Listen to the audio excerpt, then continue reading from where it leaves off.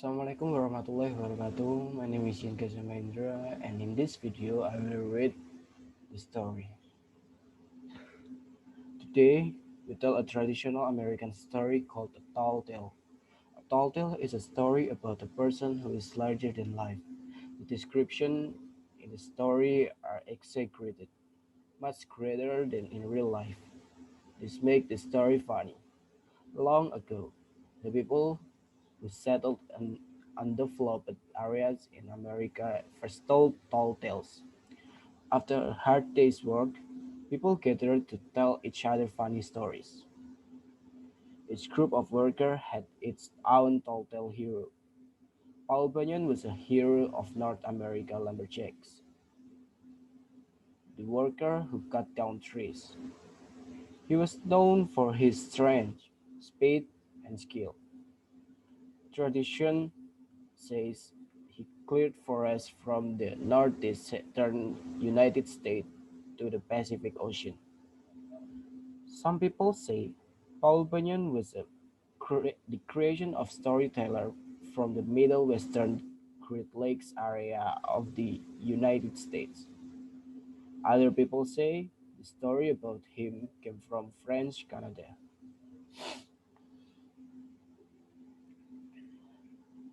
Early in 20th century, a writer prepared a collection of Paul Bunyan stories. They were included in publication from the Red River Lumber Company in Minnesota. It is not known if the story had helped the company's sales, but they became extremely popular. Here's Ship O'Neill with our story about Paul Bunyan. Many years ago, Paul Bunyan was born in the northern American state of Maine. His mother and his father were shocked when they first saw the boy. Paul was so large and big that five large birds had to carry him to his parents. When the boy was only a few weeks old, he weighed more than 45 kilograms. As a child, Paul was always hungry. His parents needed 10 cows to supply milk for his meals.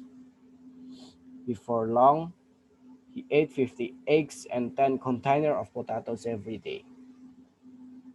Young Paul grew so big, and his parents did not know what to do with him.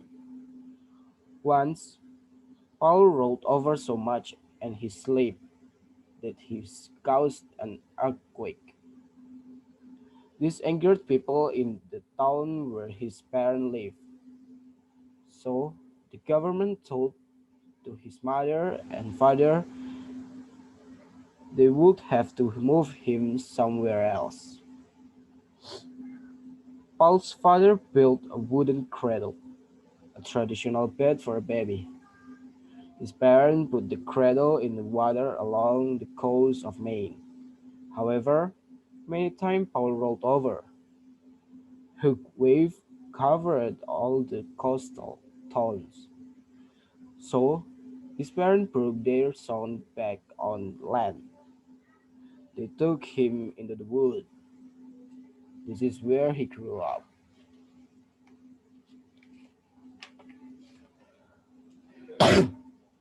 As a baby, Paul helped his father cut down trees. Paul had the strength of many men. He also was extremely fast. He could turn off a light and jump into his bed before the room got dark. Maine is very cold for much of the year. One day, it started to snow. The snow covered Paul's home and nearby forests. However, the snow was very unusual. It was blue. The blue snow kept falling until the forest was covered. Paul put on his snowshoes and went out to see the unusual sight.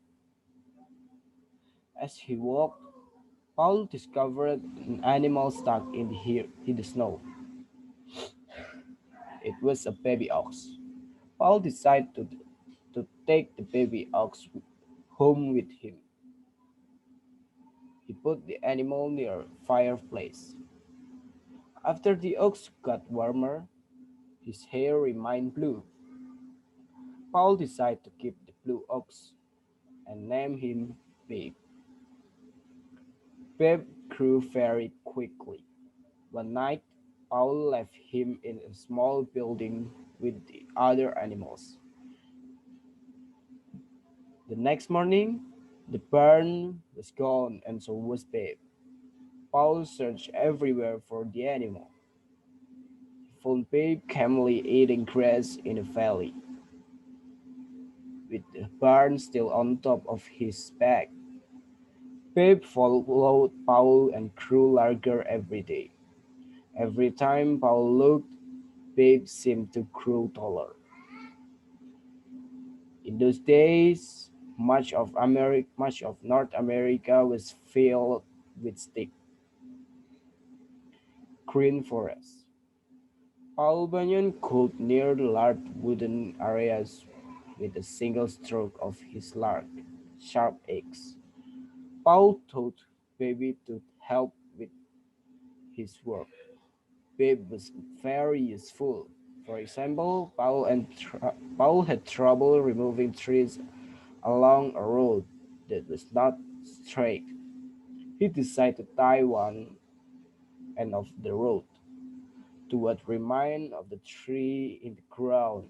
Paul tied the other end to Babe.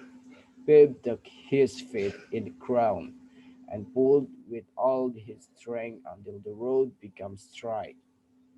In time, Paul and Babe, the blue ox, left mine and moved west to look for work in other forests.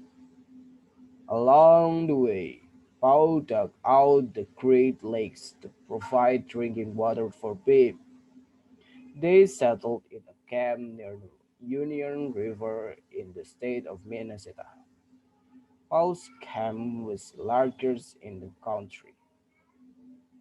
The camp was so large that the men had to have 1 week's supply of food when walking from the side of the camp to the other. Paul decided to get other lumberjacks to help with the work. His work crew became known the 7X-Men. Each man was more than 2 meters tall and weighed more than 160 kilograms. All of the X-Men were named Elmer. That way, they call they all come running whenever Paul called them.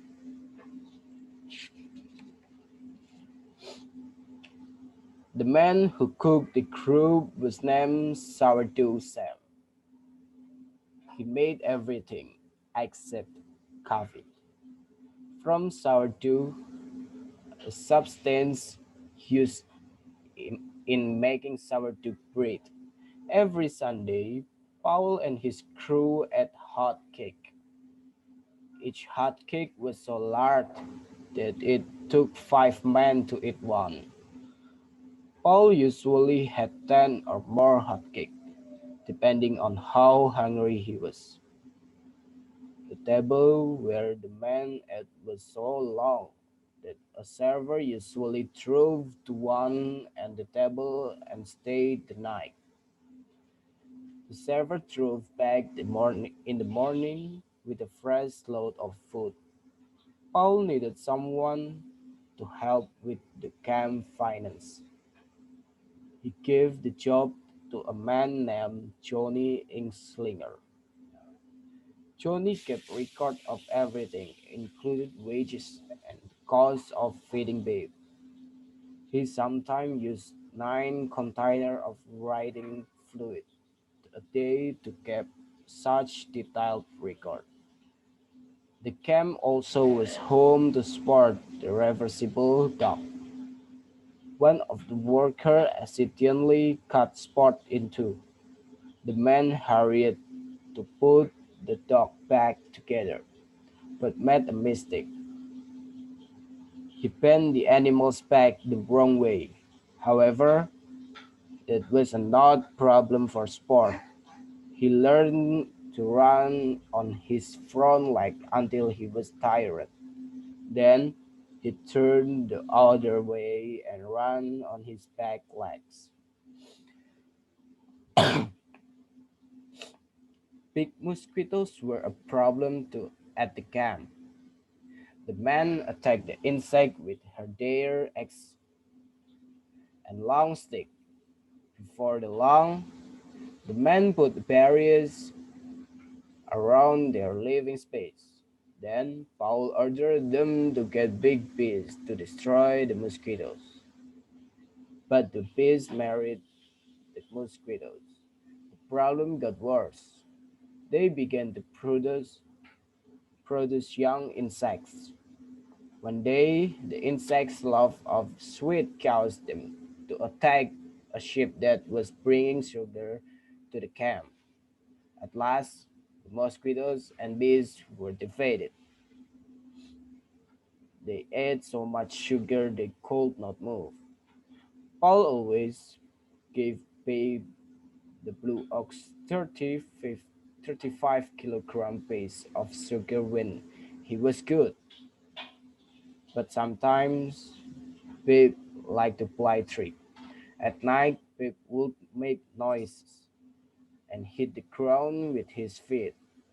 The men at the camp would run out of the buildings where they slept, thinking it was an earthquake. When winter came, Babe has trouble finding enough food to eat. Snow covered everything. Only the blacksmith solved the problem. He made hot green sunglasses for Babe. When Babe wore the sunglasses, he thought the snow was grass. Before long, Babe was strong and healthy again. One year, Paul's camp was especially cold. It was a cold, then the men let their facial hair grow very long. When the men spoke, the words froze in the air. Everything they said remained frozen all winter long and did not melt until spring. Paul Bunyan and Pip left her left their mark on many areas. Some people say they were responsible for creating Puget Sound in the western state of Washington. Others say, others say Paul Bunyan and Pip cleared the trees from the states of North Dakota and South Dakota. They prepared this area for farming. Pip the Blue Ox died in South Dakota. One day, one story says he ate too many lot cakes. Paul buried his old friend there. Today, the burial place is known as the Black Hills. Whatever happened to Paul Bunyan? There are a lot of stories.